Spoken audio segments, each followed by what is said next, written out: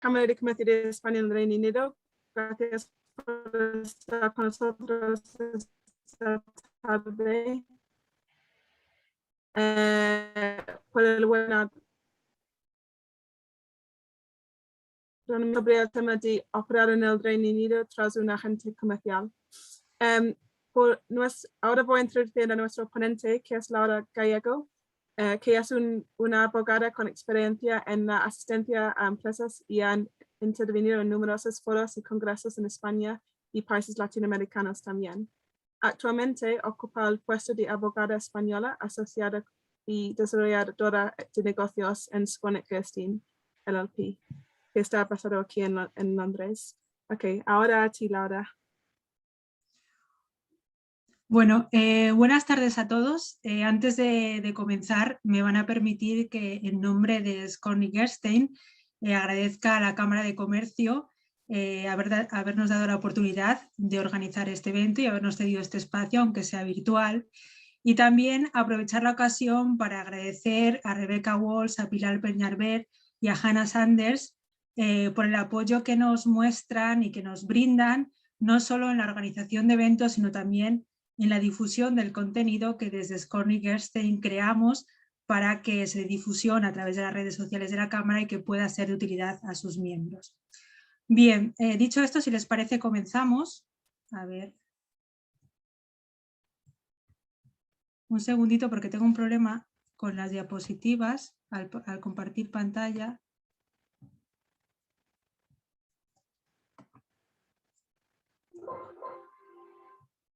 Ahora, aquí estoy. Bueno, como un punto de inicio de la ponencia, bueno, pues me parece oportuno recordar qué es un agente comercial, qué entendemos por agente comercial. En términos generales, podríamos definir al agente comercial como aquella persona física y jurídica que se obliga frente a otro, que es el principal, la empresa, en este caso la empresa que se encuentra en España, a promover actos de comercio y a concluirlos, si así se indica de forma expresa en el contrato, en nombre del principal. Y este objeto pueden ser bienes o servicios. Algunas de las ventajas por las cuales algunas empresas optan por hacer uso de esta figura, pues son las que indico ahí. Si no tengo beneficios, no tengo que pagar comisión, con lo cual, bueno, pues es una figura que me permite penetrar en un mercado extranjero asumiendo menores costes que otras figuras o que otro tipo de operaciones. Conocimiento del mercado local por parte del agente comercial, ¿no?, que me puede guiar en lo que es las operaciones y el negocio.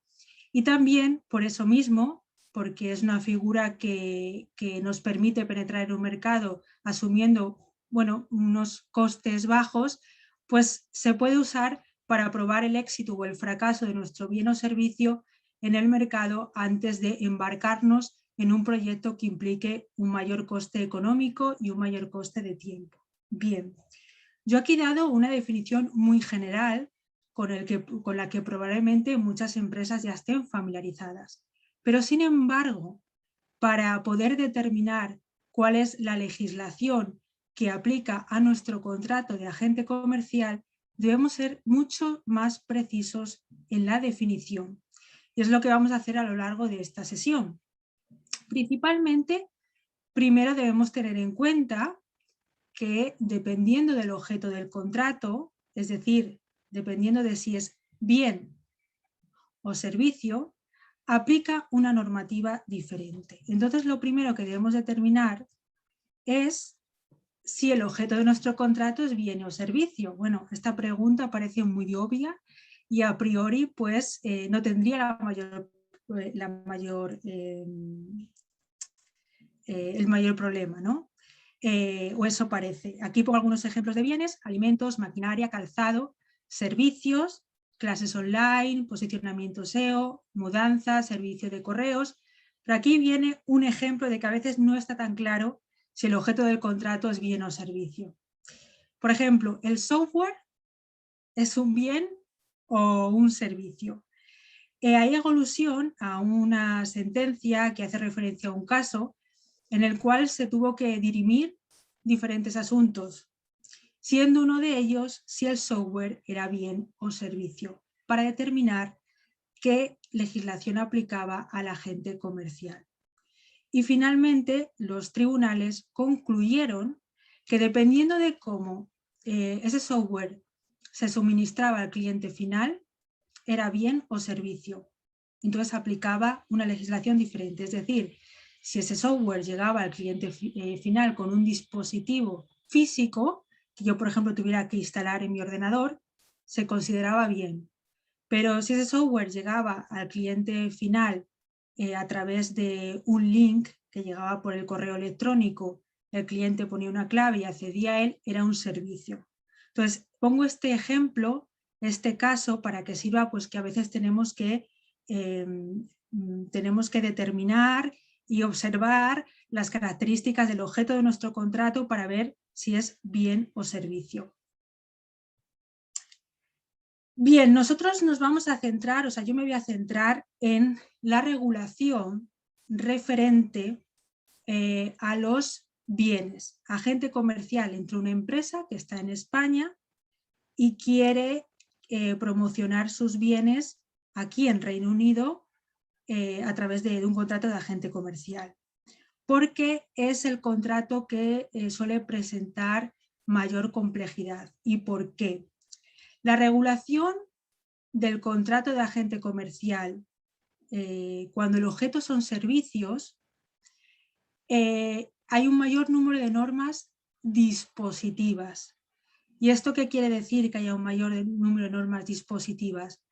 Las normas dispositivas son aquellas que aplican por voluntad de las partes. Entonces, en el contrato de agente comercial, cuando el objeto son servicios, por la existencia de esas normas dispositivas, las partes tienen un amplio margen de negociación y no tiene tanta complejidad cuando los objetos son bienes, y además de ser bienes concurren esas circunstancias, porque cuando el objeto del contrato de agente comercial es la promoción de bienes, existe un mayor número de normas imperativas, es decir, que aplican sí o sí, con independencia de la voluntad de las partes. Y en consecuencia, las partes tienen menor margen de negociación en el contrato.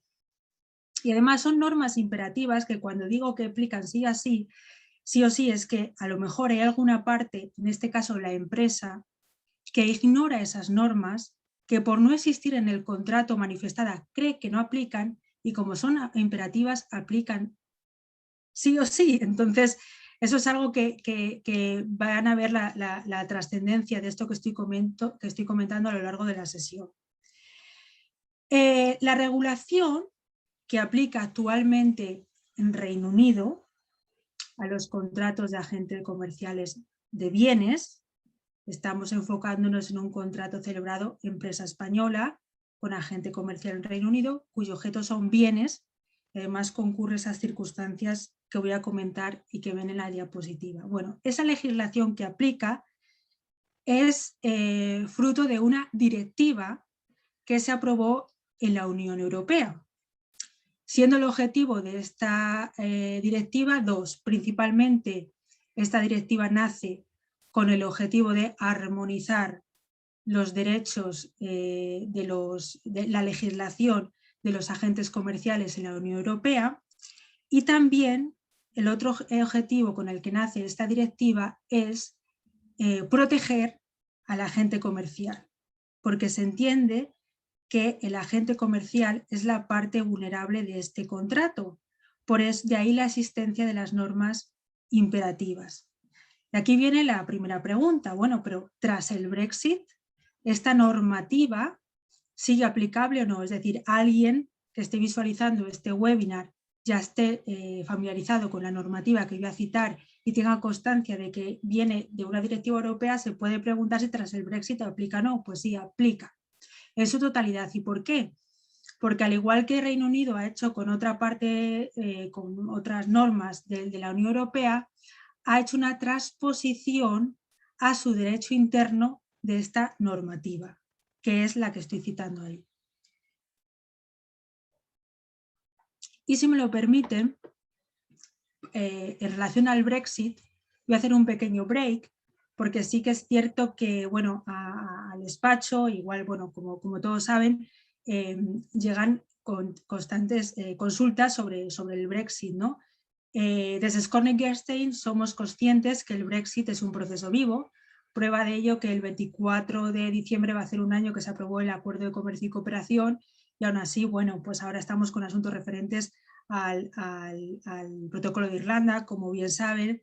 A veces se genera incertidumbre por determinadas declaraciones que aparecen en los periódicos y parece que siempre planea esa idea de incumplimiento del acuerdo y qué consecuencias va a tener. Bueno, en realidad el Brexit hay que abordarlos, no tiene por qué dar ningún miedo, hay que abordarlo estando bien informado y ese es nuestro objetivo. Entonces, por eso me gustaría invitarles a que exploren la web que tenemos lanzada desde el departamento del Brexit de Scorning Gerstein. Pueden explorar la web, pueden además contactar con nosotros a través del email que está habilitado para proponernos algunos temas que les gustaría que abordáramos, o a lo mejor necesitan corroborar que respecto a alguna asesoría que recibieron hace 3 meses, si ese titular que han visto hoy en el periódico puede tener consecuencias sobre esa información, sobre su caso, ¿no? que la información que recibieron hace unos meses, y le va a afectar el incumplimiento del Protocolo de Irlanda, la activación del artículo 16. También analizamos algunos acuerdos que está negociando o ha negociado Reino Unido con otros países, pero insisto, en todo caso el Brexit hay que abordarlo bien informado. Y cierro este paréntesis con una de las conclusiones que desde la Cámara de Comercio nos trasladaron cuando se presentó el pasado 10 de noviembre el barómetro sobre las perspectivas de inversión española en el Reino Unido tras el Brexit, y se llegó a la conclusión con datos que pese al Brexit y pese a la COVID, Reino Unido sigue siendo un destino clave para la inversión española. Bueno, con su permiso, cierro este break sobre el Brexit y continúo a los agentes comerciales, que es el hilo conductor de nuestra sesión. Bien, como he dicho, nos vamos a centrar en esta normativa, que es una directiva de la Unión Europea, pese al Brexit se sigue aplicando. Entonces, para determinar que nuestro agente comercial encaja en esta normativa y que se le va a proveer de la protección que voy a comentar en este webinar, lo que ven ahí es, bueno, Self-Employed, Limited Company, ahí lo que ven es las diferentes formas jurídicas a través de las cuales el agente comercial se puede crear, ¿no? La figura jurídica. Luego, el agente tiene que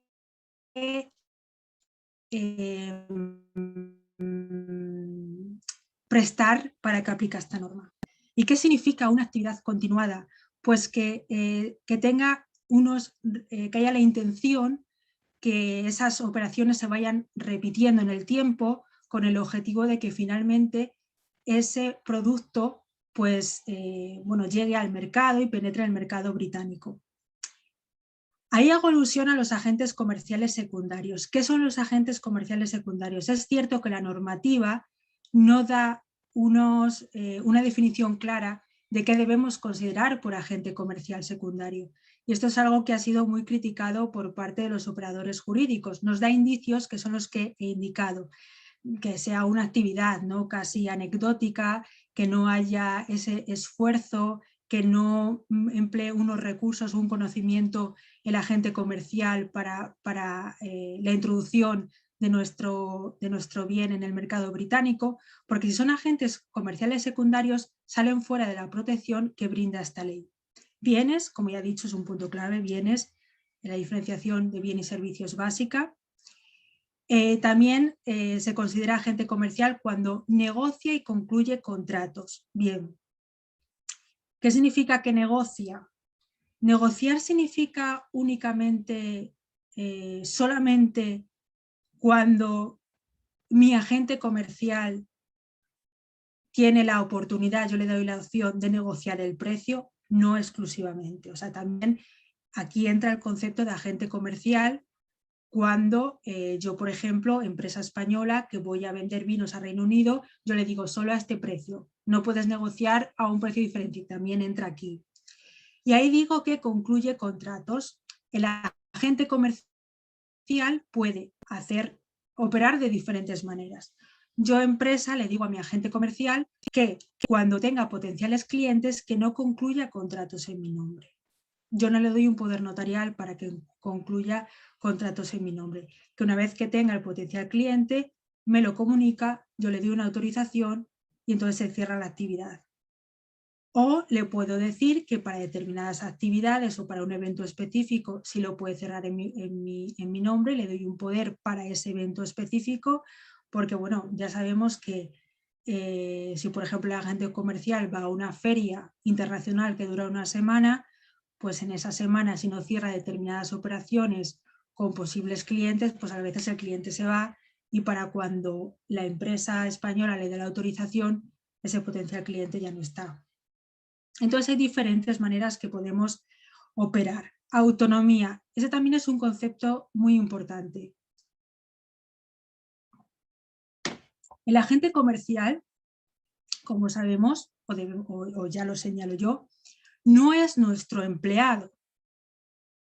Y el agente comercial es independiente, es decir, que yo le puedo dar determinadas instrucciones, pero si por ejemplo hay una feria que a mí me parece que es muy interesante para el producto y el agente se niega a ir a esa feria porque no puede, porque, bueno, por otras circunstancias, ese no es motivo suficiente para alegar de que ha incumplido nuestro contrato. Porque el agente comercial que estamos comentando, que va bajo esta legislación, tiene autonomía. Él es quien se pone sus horarios, sus objetivos, porque si no tienes autonomía, ya no es un agente comercial independiente, es un agente comercial dependiente, que es lo que vamos a ver. Si salimos de esa legislación que yo he mencionado, porque el agente comercial es dependiente, entonces lo que estamos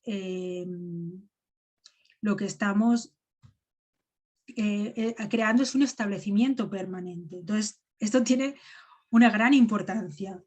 Ahí verán que hago alusión al convenio que existe entre España y Reino Unido para evitar la doble imposición. Bueno, como saben, este convenio sigue vigente tras el Brexit y el objetivo de este convenio es para evitar que si por alguna circunstancia una empresa o un particular se convierte en residente fiscal en ambos países, tanto en España como en Reino Unido, pues ese convenio permite un ajuste para que no se pague dos veces por el mismo ingreso. ¿Y por qué menciono yo aquí el convenio para evitar la doble imposición? Porque es aquí, en este convenio, donde encontramos con precisión qué es lo que se considera establecimiento permanente. ¿De acuerdo? Entonces, resumiendo, se considera establecimiento permanente oficina, fábrica, taller, agente comercial dependiente. Es decir, que si yo a mi agente comercial dependiente en Reino Unido le doy un poder notarial para que cierre operaciones que estén relacionados con mi empresa, por supuesto, con cierta habitualidad, si es para una operación, eso no lo va a convertir en agente comercial dependiente. Pero si hay cierta habitualidad, entonces esa empresa española lo que tiene no es un agente comercial independiente, tiene un establecimiento permanente que ha creado a través del agente comercial dependiente. Entonces tiene que acudir a esta legislación. Algunos requisitos legales, porque habrá empresas que le interese crear el agente comercial dependiente, pues los requisitos legales son los que ven ahí básicamente. Es necesario registrarse la empresa española que tiene agente comercial dependiente en Reino Unido, pues dentro del primer mes que empieza a operar, ese agente comercial dependiente tiene que registrarse en Companies House, que es como el registro mercantil de España. Se cumplimenta un formulario donde hay que aportar detalles como la denominación, tipo social de la empresa, órgano y forma de administración de la empresa extranjera, copia de la escritura de constitución y de las cuentas anuales, copia debidamente traducida. Pues si algo tiene la legislación británica es que es muy pragmática. A priori nos vale con que presentemos traducidas la escritura de constitución y las cuentas anuales que me exigen en España. Es decir, yo, empresa española, que voy a crear un establecimiento permanente en Reino Unido a través de un agente comercial dependiente, no le tengo que decir a mis contables, oye, mirad, a hacerme otra contabilidad que necesito hacer el registro en Reino Unido. No, no, no. En principio te valen las que tienes en España debidamente traducidas. Y por supuesto, claro, como hay esta figura jurídica tiene otras responsabilidades, que es que se paga el corporate tax, que sería como nuestro impuesto de sociedades, que está al 19%. Bien, para evitar confusión, en este punto también me gustaría hacer mención a lo siguiente. Imaginemos que yo, empresa española, que exporto vino, no sé, o materiales de aluminio o cualquier otro tipo de producto, quiero alquilar un almacén en Reino Unido para asegurarme de que el agente comercial independiente, no este que estoy viendo aquí, el independiente, pues tenga un stock para las ventas. Y es que además me sale mucho más económico hacer el envío por paquetes que no que cada vez que tiene un cliente. Yo, empresa que tengo un agente comercial independiente, por alquilar un almacén donde guardo stock, ¿estoy creando un establecimiento permanente? No. Si yo tengo, empresa, un almacén en Reino Unido para guardar mis productos solamente como almacén, yo no tengo establecimiento permanente. Pero ahora sí, si tengo un establecimiento, si tengo en ese almacén productos que además están a lo mejor en un polígono industrial, que no necesitan de mucho trabajo en lo que es habilitarlo para de cara al público por los productos que son, ¿no? En un polígono industrial que esté ahí en el almacén piezas de maquinaria pesada, neumáticos, sierras y caladoras, y entonces en un polígono industrial, pues digo, bueno, mientras tengo aquí el almacén, como por aquí hay fábricas alrededor que pueden ser potenciales clientes, voy a poner aquí un cartelito y digo que se venden estos productos y ya pues voy adelantando. Cuidado, porque en ese caso sí estoy creando un establecimiento permanente. Entonces, estas figuras, que a veces hay confusión, es importante tener las diferencias porque estamos en un régimen jurídico, en una normativa diferente. Bien, también me parece muy interesante abordar la figura del contrato del agente comercial comparándola con el contrato de distribuidor. En el contrato de agente comercial, quien celebra el contrato con el consumidor final es la empresa. Yo, empresa española, el agente comercial o bien promueve ese acto, esa operación, o bien la concluye en mi nombre a través de un poder notarial. Pero al final la empresa tiene dos contratos. Yo, empresa española, tengo un contrato con mi agente comercial en Reino Unido y un contrato con mi cliente final en Reino Unido que me ha comprado esos quesos o esos vinos. Aquí, bueno, las características de esta figura, que es redundar en lo que hemos mencionado, es que existe una comisión sobre las ventas y no asume el riesgo de las operaciones ya que no compra la mercancía. Cuando digo que no asume el riesgo de las operaciones, claro, el agente comercial, pues no, el stock que mencionaba yo antes que se guarda en el almacén, si no se vende es responsable de la empresa. El agente comercial ahí no asume ninguna responsabilidad, ningún costo ni nada. Por el contrario, en el contrato con el distribuidor, la empresa española hace con el contrato con el distribuidor, paga, se lleva su dinero y ahí ya se desentiende.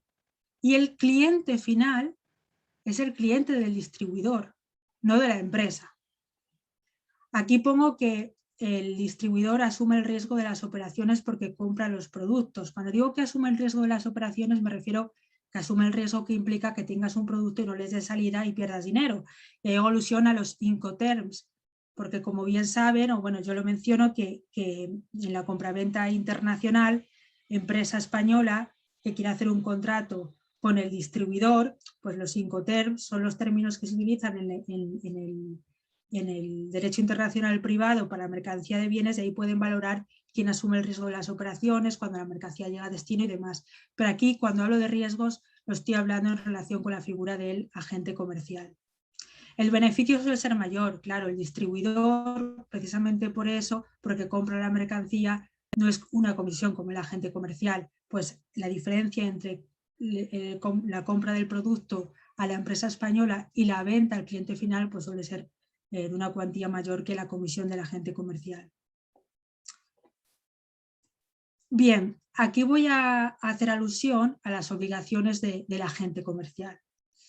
El agente comercial debe desarrollar con diligencia y buena fe los actos u operaciones que el principal le hubiera encomendado. Bueno, actuado de mala fe, incumplimiento del contrato, esto hay que verse cuando hay un incumplimiento con detalle, ¿no? En el contexto de cada contrato. Esto también es redundar en lo que he dicho antes, que el agente comercial debe desarrollar sus actividades conforme a las instrucciones razonables recibidas por el principal siempre que no afecten a su independencia. Esta traducción, instrucciones razonables, ¿qué es razonable o no? Eso también tiene mucho que ver, y por este tipo de autonomía que tiene el agente comercial, es muy recomendable que yo, empresa, si voy a hacer mi primer contrato con el agente comercial, que haga un contrato de corta duración. Es cierto que al final el resultado de un agente comercial, para saberlo, para saber si puedes llegar a vender bien nuestros bienes, hay que hacerlo a largo plazo. Pero a corto plazo lo que podemos ver es si ambos tenemos nuestra misma visión de negocio, nuestra misma visión con respecto a la salida que tiene que tener el bien. Por eso mismo, porque él tiene autonomía y no es nuestro empleado. Otra cosa es el agente comercial dependiente, pero aquí estamos con el independiente. Entonces, una manera de testear la comunicación sería hacer al principio un contrato de una duración breve, mientras nos conocemos. Luego también, por otra parte, el agente comercial es responsable y se tiene que hacer cargo de las reclamaciones de terceros, de esos consumidores finales. Lo que hace el agente comercial es: he vendido un producto, tengo una reclamación por un vicio en el producto, por un defecto, pues lo que hago es, cuanto antes, hacérsela llegar a mi empresa, ¿no? A la empresa que está en España. Esto es algo muy obvio, pero no está de más recordarlo, que por supuesto que el agente comercial debe llevar una contabilidad independiente de las operaciones de cada empresa por cuya cuenta actúe, pues evidentemente. Una contabilidad separada, pues si hay alguna inspección, porque si tenemos que revisar las comisiones que debemos, no hay acuerdo. Y otro punto, el agente no puede delegar en terceros, el cometido que le encomienda el principal. Ya hemos dicho el cometido que le encomienda el principal, que son instrucciones orientativas, porque estamos hablando de un agente comercial independiente, pues no puede delegar en terceros ese cometido, salvo que tenga consentimiento expreso de la empresa para hacerlo. Bien, otra de las obligaciones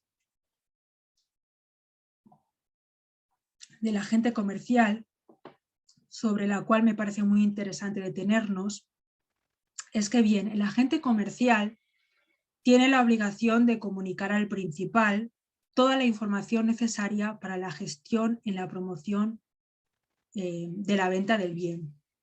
Pero ¿qué es toda la gestión necesaria? ¿Qué es toda la información necesaria?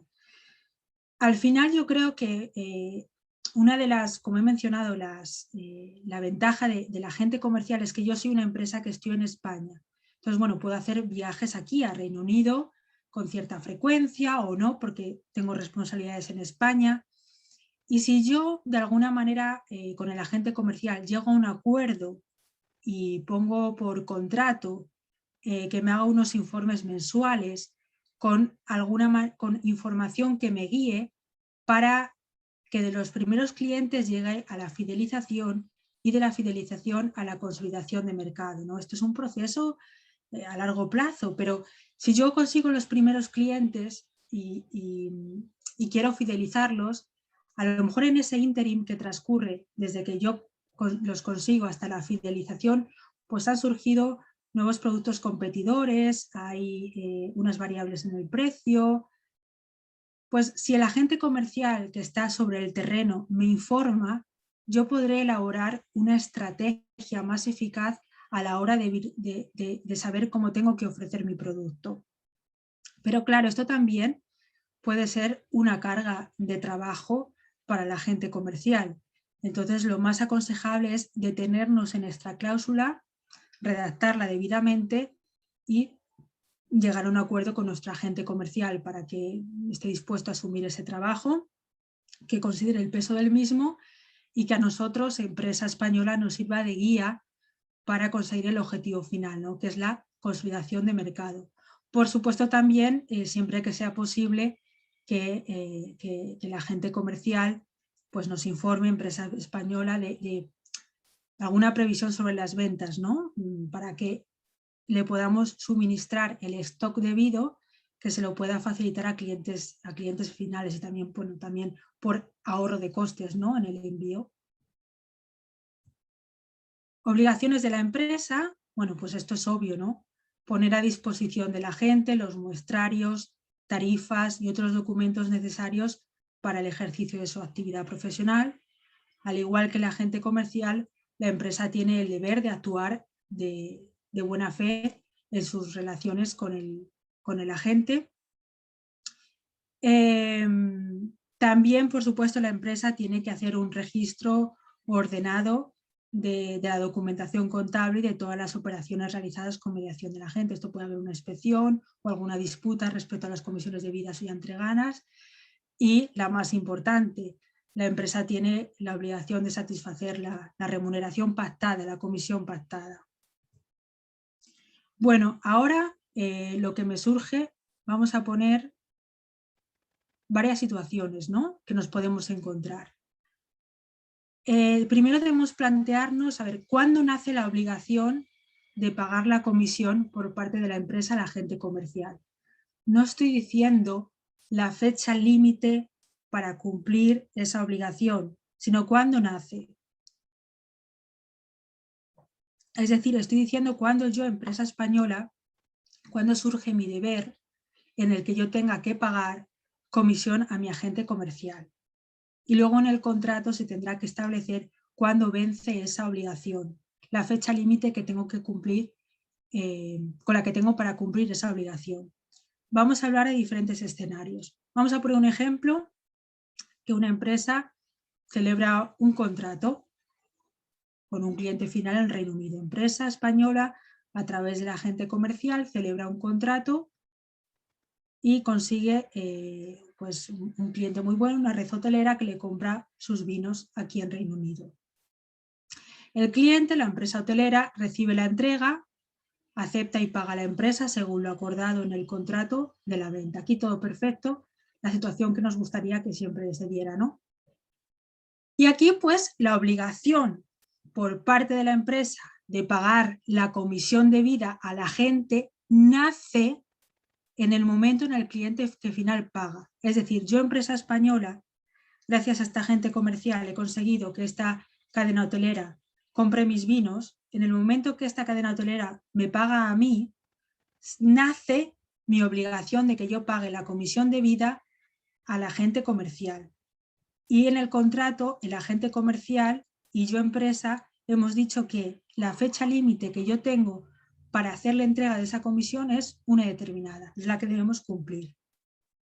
A lo mejor puede darse el caso de que, como el importe del bien que se va a vender es de una elevada cuantía, pues yo, empresa española, le digo a la empresa hotelera: oiga, antes de que yo haga el envío, mándeme un adelanto que quiero comprobar que ustedes están realmente interesados en el producto. Bueno, este adelanto no interfiere en el nacimiento de esa obligación de darle comisión al agente comercial. Es cuando el cliente final paga. Bien, esta situación es muy sencilla. Vayamos a otras.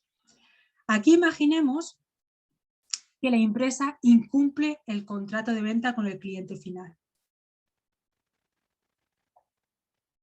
Un agente comercial consigue a una empresa española que vende jamón y vino, pues unos clientes finales. Puede ser una familia que quiere ese vino especial, ese jamón especial para Nochebuena. El agente comercial cumple. Pero ¿qué pasa? Que la empresa incumple el contrato de venta con el cliente final. O no entrega el bien en el tiempo acordado, no me ha llegado para Navidad ese vino y ese jamón, es que ya no me interesa, no te voy a pagar. O no entrega el bien en las condiciones pactadas, me ha llevado el jamón que no es un estado óptimo como a mí me lo vendieron. O me dijeron que era de bellota, resulta que es de recebo. Entonces, el cliente se niega a pagar. Entonces, ¿qué pasa? ¿Qué pasa conmigo, agente comercial? Yo he cumplido. El cliente se niega a pagar por responsabilidad de la empresa. Pues en este caso, la obligación de la empresa a pagar al agente comercial la comisión debida nace en la fecha en la que el cliente debería haber pagado si la empresa hubiera cumplido. Es decir, cuando debiera haber pagado el cliente si ese jamón y ese vino llega a tiempo que lo querían ellos, que era para Navidad. Aquí también se pueden incluir intereses de demora. Entonces, ahí se obliga a la empresa a pagarle al agente comercial no solo la comisión, sino también intereses de demora. Vamos a otro supuesto. Imaginemos que, tomando como ejemplo el que he mencionado anteriormente, la empresa consigue esos clientes, ¿no?, del jabón y el vino para Navidad. El agente comercial consigue esos clientes. La empresa hace el envío. El jamón y el vino llegan en buen estado y para Navidad. El agente comercial también cumple, pero el cliente se retrasa en el pago. El cliente se retrasa en el pago. ¿Qué pasa cuando pues hemos dicho que cuando el cliente paga, nace la obligación de la empresa a pagar al agente comercial? ¿Qué pasa en este supuesto? Bien, aquí se puede, es decir, y cuando digo se puede es que es una cláusula dispositiva que, a diferencia de las imperativas, es una cláusula que permite a las partes negociar su aplicación o no. O sea, agente comercial en Reino Unido, empresa española, pueden acordar que el agente espere el pago de su comisión hasta que el cliente final pague a la empresa y sin que concurra intereses de demora. Ahora, si al final el cliente final no paga, la empresa sí o sí debe pagar al agente comercial. Aquí hago mención a otra cláusula que es dispositiva, que las partes pueden aplicarla a su contrato o no. Y es que en el contrato se puede establecer que el derecho a comisión del agente se extinga. O sea, antes hemos dicho que aunque no pagara el cliente final, la empresa tenía que pagar la comisión. Y aquí decimos, se puede establecer que el derecho a la comisión del agente se extinga si la empresa incumple el contrato con el cliente final debido a una causa de la que no es responsable. Claro, yo, agente comercial, tengo buena relación de confianza con mi empresa y ponemos en el contrato que, bueno, si el cliente final no paga porque la empresa incumple por un acontecimiento de que la empresa no es responsable, yo, agente, me quedo sin comisión. Pero ¿cómo determinamos de si es responsable o no? Ahí hago y señalo inseguridad jurídica, porque, bueno, puede ser que yo, empresa, manufacture determinados productos y un proveedor me ha fallado y yo necesito hay una materia prima que me facilita el proveedor, sin la cual yo no puedo manufacturar ese producto.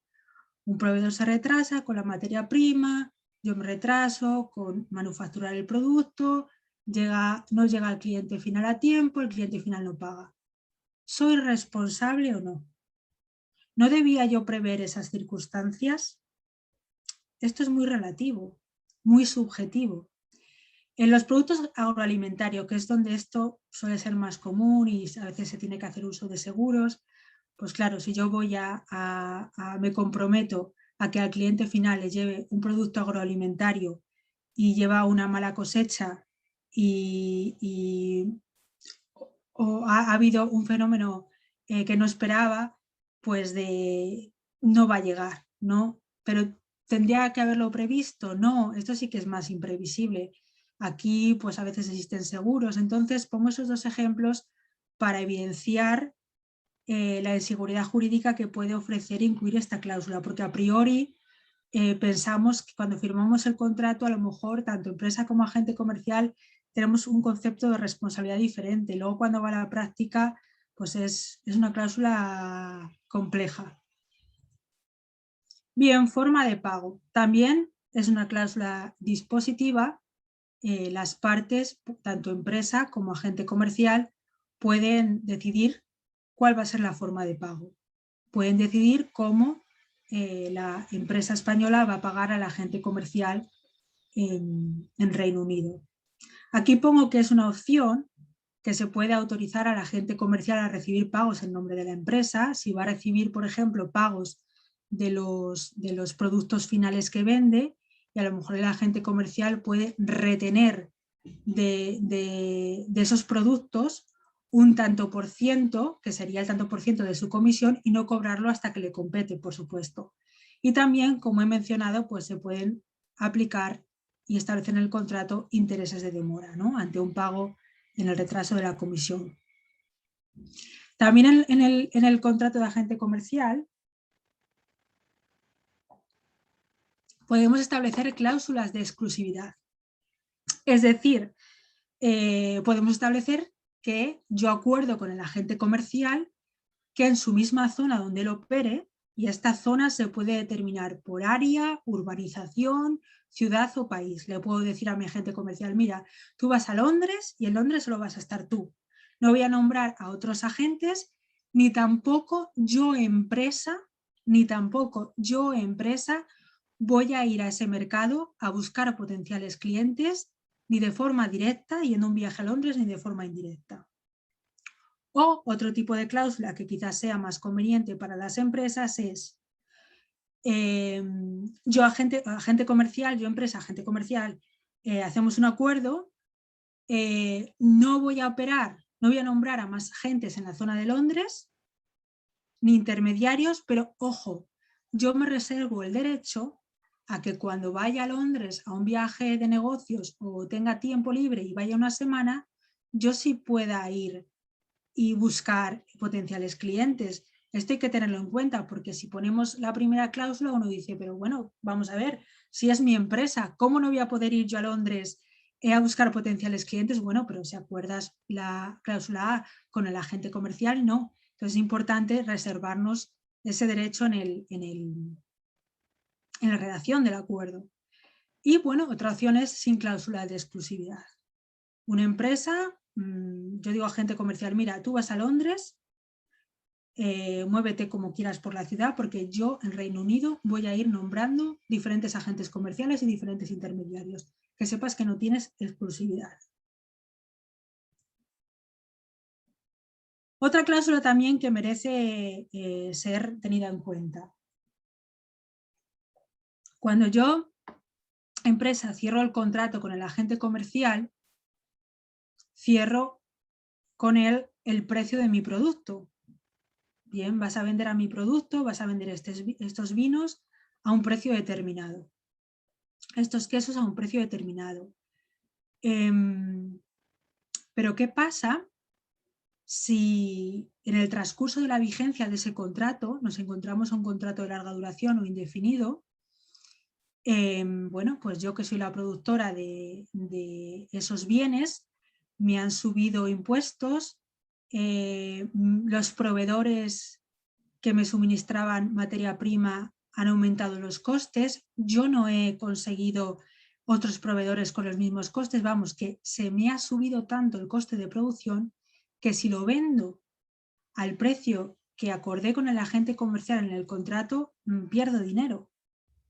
Entonces, lo que es aconsejable es que acordar con el agente comercial si en el transcurso de la vigencia de ese contrato podemos variar o no el precio de nuestro producto.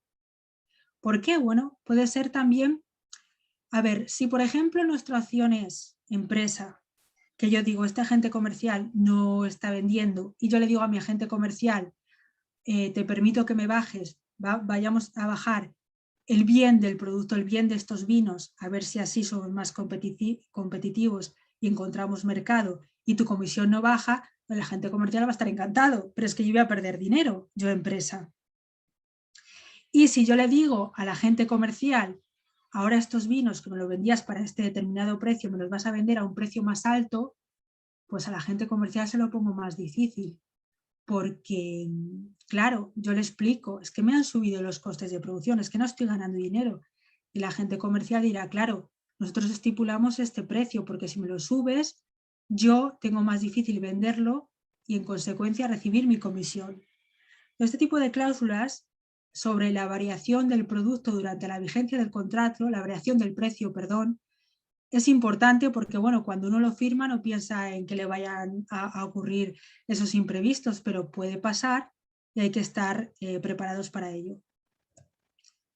Bueno, en relación a lo que he mencionado antes del almacenamiento de bienes, de stock, si yo empresa tengo un almacén con vinos, ¿quién es el responsable si pasa algo en esa bodega o si hay un incendio donde tengo los neumáticos?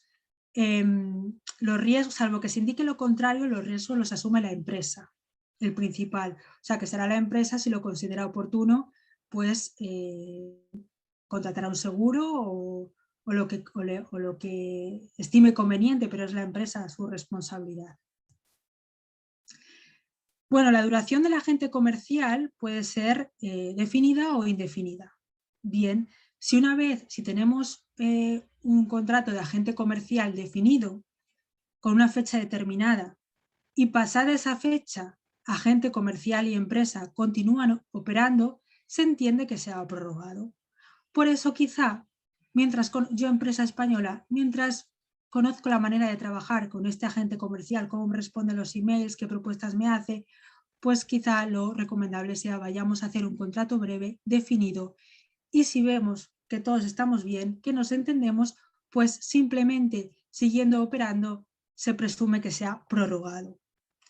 No competencia, por supuesto. El agente, excepto con consentimiento previo escrito por la empresa, durante el periodo de vigencia del contrato y por un máximo de 2 años, el máximo de 2 años a partir de cuando finaliza nuestro contrato de agente comercial, no puede competir directa o indirectamente con los productos que están dentro del área de mercado de nuestro bien, del bien que él ha estado promocionando a través del agente comercial.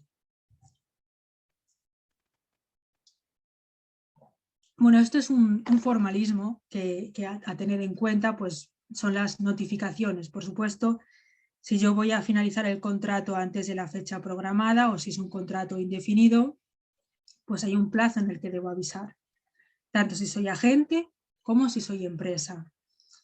En el caso de que haya transcurrido el periodo de 1 año o menos, pues la duración, de 1 año menos de duración, el plazo mínimo será de 1 mes. Si en el caso de que hayan transcurrido el periodo de 2 años del contrato, el plazo mínimo de notificación será de 2 meses. Esto es un formalismo que la verdad se entiende fácilmente y lo que haré será comentar, como este vídeo va a estar subido a YouTube, al canal de Skorny Gerstein y también al de la Cámara de Comercio, lo pondré en los enlaces para comentarlo porque no tiene mayor complicación. Me interesa más esto porque esto es la clave de la legislación cuando aplica bienes, cuando aplica esa regulación que he mencionado, que protege a los agentes comerciales. ¿Por qué? Porque una vez que finaliza el contrato del agente comercial y la empresa, el agente comercial tiene derecho a una compensación o a una indemnización. Y la primera sorpresa es, ¿por qué? Porque si no ha habido ningún incumplimiento porque cuando hablamos de compensación, indemnización es cuando ha habido un incumplimiento en el contrato, que hay que compensar, que hay que indemnizar. O sea, yo empresa le he dado la comisión que le pertenecía a mi agente comercial debidamente. ¿Por qué hay que compensar o indemnizar?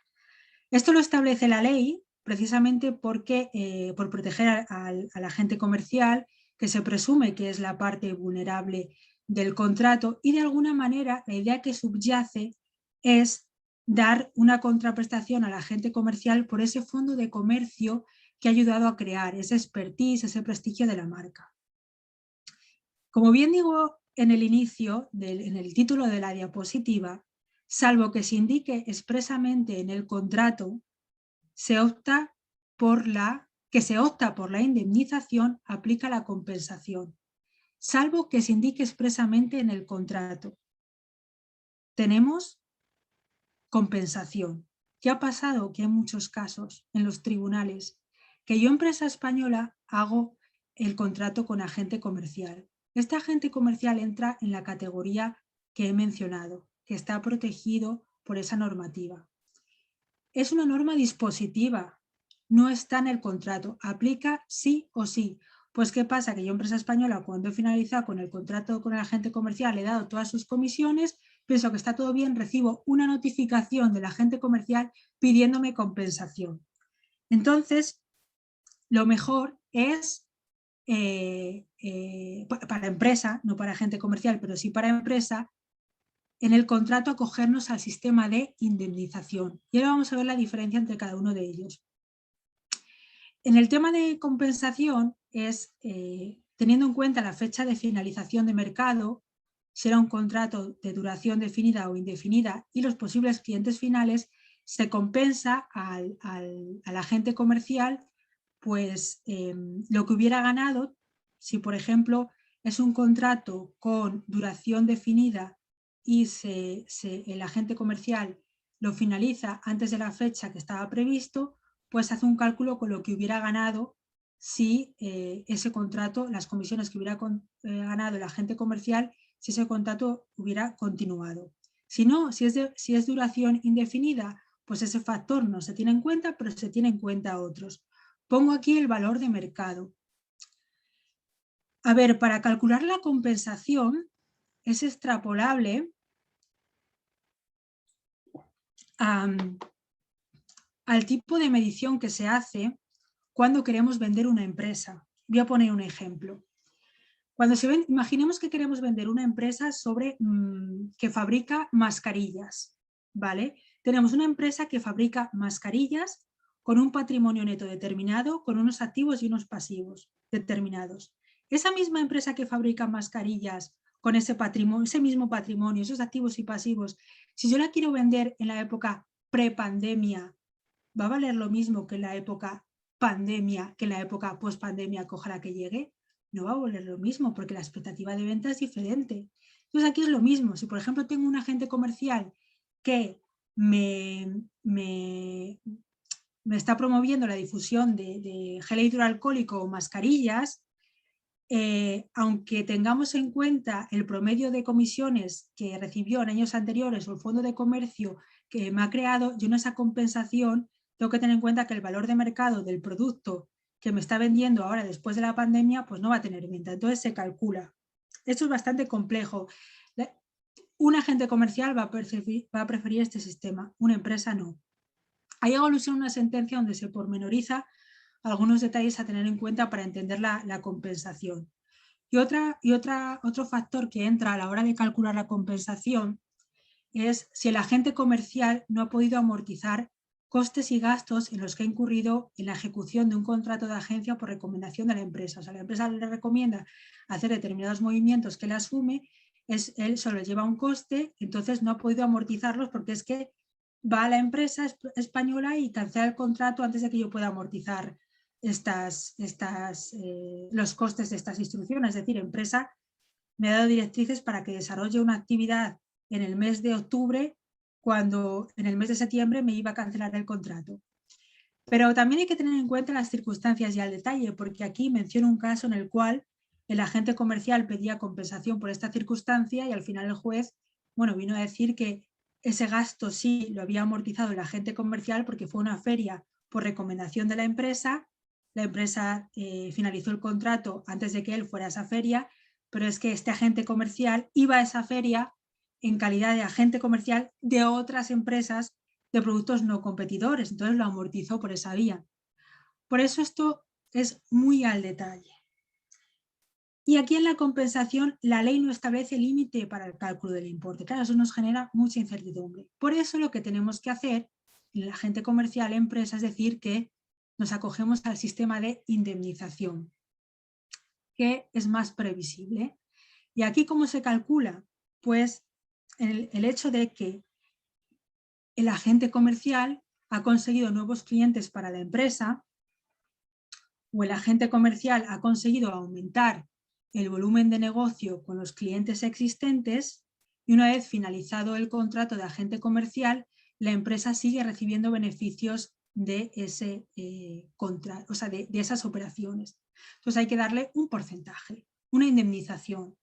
Y en todo caso, a diferencia de la compensación, en la indemnización sí hay límite. En todo caso, el importe de la indemnización no excederá de la media calculada en base a las comisiones recibidas en los últimos 5 años. 5 años. Si el contrato ha durado 5 años, pero se ha durado 3, yo quiero decir, voy a finalizar el contrato, empresa, tengo que pagar indemnización a la gente, voy a echar la media. ¿Cuánto en los últimos, mi contrato es de 3 años con él? Pues a ver, vamos a ver la media y cuánto es el máximo que podría llegar después de calcularlo. Y aquí puede surgir una pregunta muy obvia. Si estamos hablando que el agente comercial, por ley, cuando entran los requisitos que hemos comentado, la regulación que hemos comentado, que es un bien, puede tener derecho a compensación, a indemnización. ¿Qué pasa cuando yo, empresa, incumplo el contrato? ¿Voy a tener que pagarle a la gente indemnización o compensación y también más daños y perjuicios? Aquí hay un ajuste, ¿de acuerdo? En caso de que haya incumplimiento por parte de la empresa y debiera dar un resarcimiento a la otra parte, un resarcimiento al agente comercial, lo que se hace es que si ya se considera que ese daño que ha generado la empresa ya ha quedado resarcido como consecuencia de la indemnización o compensación que le compete por ley, no va a haber que pagarle otra vez. Entonces, esto es importante. Esto es la clave. En muchas ocasiones y en los tribunales, cuando se llega a este punto, lo que se hace es intentar considerar el objeto un servicio en lugar de un bien. Intentar considerar que el agente, en lugar de agente comercial independiente, es dependiente, es agente secundario. Por eso he dicho al inicio que tenemos que ser muy cuidadosos definiendo qué tipo de agente comercial estamos contratando. De todas maneras, hay circunstancias en las cuales el agente comercial pierde su derecho a indemnización o compensación. Puede ser si la empresa finaliza el contrato por el incumplimiento del agente, solo faltaría, incumplí y encima tengo que darle indemnización. Si en el plazo de 1 año a contar desde la fecha de finalización del contrato el agente no notifica a la empresa su intención de reclamar, ya pierde su derecho. O si el agente finaliza el contrato, pierde su derecho de indemnización y compensación. Y bueno, el agente no pierde el derecho de indemnización o compensación si el agente ha finalizado el contrato por incumplimiento de la empresa, si finaliza el contrato por motivos de salud o fallece, porque entonces esa indemnización y compensación será para los herederos.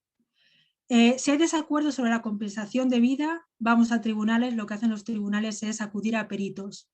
Se hace un peritaje sobre mercado, sobre la contabilidad. Eso es lo que las opciones que se presentan, o ir a tribunales o a lo mejor menos costoso y más celeridad que agente comercial y empresa española. Si se encuentra una disputa, pues decir, vamos a acogernos al informe que haga un experto determinado para valorar cuál es la indemnización o compensación que la empresa debe darle al agente comercial. Bueno, la verdad es que es un tema bastante complejo, pero hasta aquí la exposición y encantada de escuchar las preguntas. Bueno, muchas gracias, Laura, por toda esta información. Bueno, si alguien tiene alguna pregunta ahora es el momento, si puede escribirlo en el chat o si no en la función de Q&A. Todavía tenemos algunos minutos para eso. Bueno, Laura, para comenzar una pregunta. ¿Puede una misma persona o empresa ser agente comercial y distribuidor para la misma empresa española? Sí, por sí. supuesto. Creo que además no solo puede, sino que son figuras que no son excluyentes y que es recomendable manejar ambas. Si una misma persona o una misma empresa es agente comercial y distribuidor para diferentes productos de una misma empresa,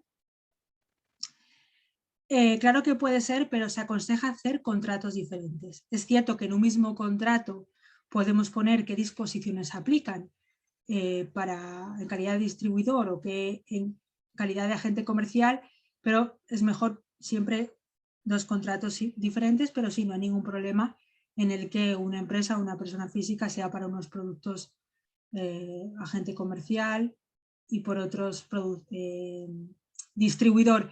También incluso para el mismo producto, pero es un poco extraño, ¿no? Porque si yo soy capaz de ser distribuidora, no me voy a poner también como agente comercial del mismo producto porque de distribuidora gano mucho más. Vale, gracias. Bueno, por el momento solamente tenemos una pregunta más, que es si el agente comercial incumple alguna norma en la promoción de actos comerciales, ¿quién es el responsable de ese incumplimiento, el agente o la empresa? Sí, sí, por ejemplo, es el agente. Voy a poner algunos ejemplos. Imaginemos que el agente comercial para promocionar drones invade la propiedad privada de un tercero. Pues entonces el responsable es el agente comercial. Si el agente comercial, por ejemplo, yo en Reino Unido desconozco cuál es la normativa de fuegos artificiales y pirotecnia, pero hay algunos países que no se debe vender a menores. Pues imaginemos que el agente comercial coge un muestrario gratuito y en una feria se descuida y se lo facilita a menores, y hay un incidente. El responsable es el agente comercial, pero no está de más en el contrato para darle mayor fuerza a hacer alusión a la legislación que determinados productos requieren, como puede ser tema de pirotecnia o fuegos artificiales, bueno, pues reiterar, ¿no? Y hacer hincapié que la debe respetar el agente, pero es el agente el responsable. Okay. Y al cliente final, ¿quién le factura? ¿Es la empresa española o el agente comercial? Bien, la factura pues lo pueden acordar. Puede ser la empresa o a través del agente comercial, pero en todo caso, le factura es que el agente comercial es un intermediario, o sea que la factura va a venir de la empresa.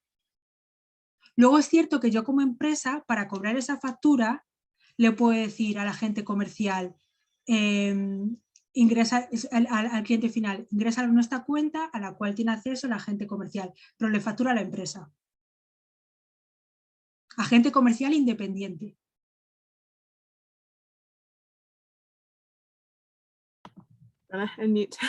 Vale, ok, bueno, gracias. Muchas gracias, Laura, por toda esta información y para vosotros, para estar con nosotros para este webinar tan informativo.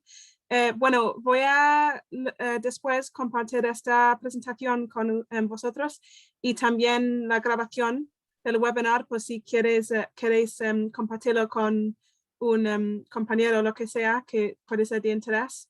Pero bueno, sí, muchas gracias por estar con nosotros y Laura, muchas gracias de nuevo por tu tiempo y para sí, para toda esta información tan útil.